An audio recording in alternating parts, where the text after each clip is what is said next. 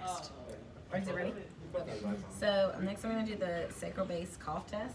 And so I'm going to come here and put my thumb on my sacral base, my fingers pointed headward, and then I'm going to ask the patient to take a deep breath in and cough. Okay, and I'm looking for my hand to either go straight up, which is a positive sacral base, or to go kind of up and like outwards, which should be a neutral sacral base, and then a straight forward would be a negative sacral base.